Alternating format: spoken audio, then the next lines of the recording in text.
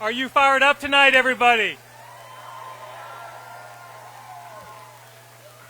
Washington State is a pragmatic and progressive state made up of hardworking individuals who are moving forward, looking to the future, and ready to solve problems. And tonight, in making their choice for their next governor, the people of Washington State chose a pragmatic and progressive vision for our future. I am happy to announce that thanks to your support, thanks to your doorbelling, to your donations, to your phone banking, to your hard work, I'll be serving as your next governor.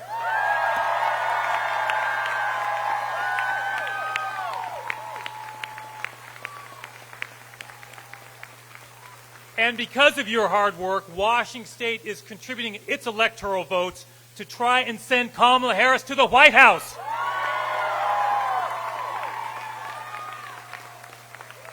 Now, let me just take one moment about that presidential election. We are hopeful that Kamala Harris, who I had the privilege of serving with as Attorney General when she was the Attorney General of California, we're optimistic for her campaign. But I want to be very clear to each and every one of you. If that result does not go the way we want, I want to be very clear. There is nobody running for statewide office this year anywhere in the United States who is more prepared to defend your freedoms against that administration than I am.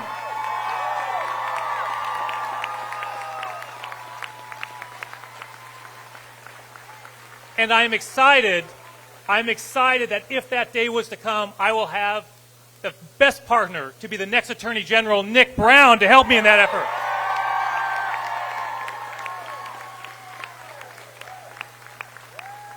Now, we launched this campaign last year in Spokane, Washington, the city where I started off as a young lawyer. And I made two core commitments to this campaign when we launched this campaign. First, we would reject all donations from large corporations and corporate PACs. Why? Because this is a people-powered grassroots campaign promoted and supported by Washingtonians just like you. And second, we committed to campaigning and seeking votes in all 39 counties. Why? Because I'll be a governor for all Washingtonians.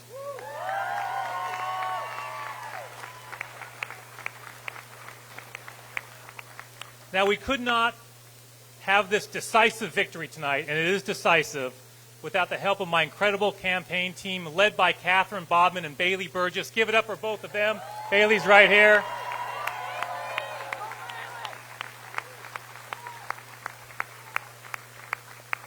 And I also want, look, campaigns are tough.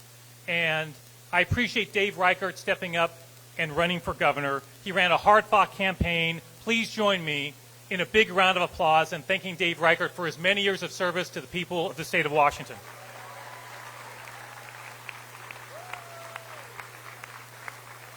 And speaking of thank yous, let's get up for Governor Jay Inslee and Trudy Inslee.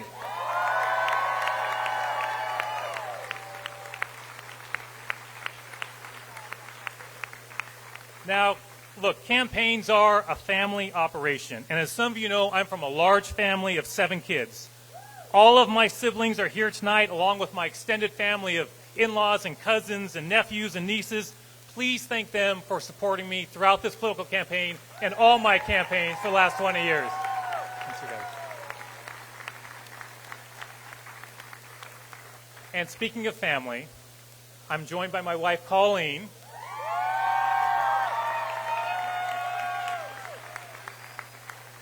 who was, when I first ran for office against a 20-year incumbent, went doorbelling with me on a cold January day, that very first time. We called those doorbelling dates. And she gave me, for my first campaign kickoff 20 years ago, the crowd was a little bit smaller than this, Colleen, I think. She gave me this red tie as a good luck tie. So please give for Colleen, a great educator, a great mom, a wonderful spouse.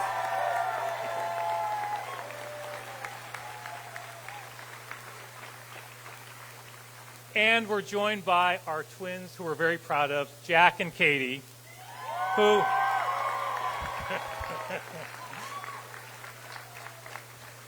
who created a popular Instagram page for the campaign that many of you follow. We have a cat named Peter. The Instagram page is Peter for First Cat of Washington State. Peter now has more Instagram followers than I do. Find him on Instagram and follow. Peter for First Cat. Look, Jack and Katie starred in our first campaign ad. You saw them in that first ad.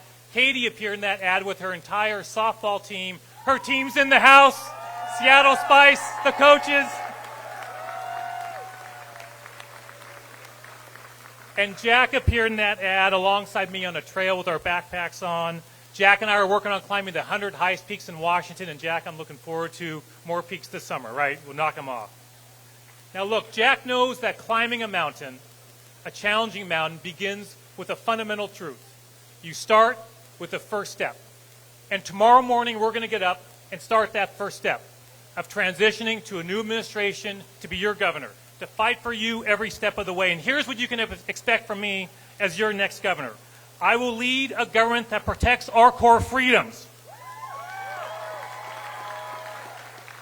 that makes the lives of Washingtonians a little bit better, that cuts down on bureaucracy, that gets in the way of serving the people, that makes our community safer and healthier, that works for the people, not special interests, and that generates more opportunities for the next generation of Washingtonians. Now let me conclude my remarks with the story that I told when I first announced my campaign for governor. I was at a conference once, years ago, and it was a panel of former governors who were on this panel. And they'd long left politics. They were no longer running for office. And it was a fascinating panel. And somebody asked them a great question. Do you have any regrets from your time being governor of your state? And each one of them gave the same version of an answer, which was basically saying, I regret that I pulled my punches on big issues. I regret that I let political considerations dissuade me from moving forward in a way that someone had told me was the right thing to do. I want to be clear to each and every one of you and to the people of the great state of Washington. I will not have that regret as your governor.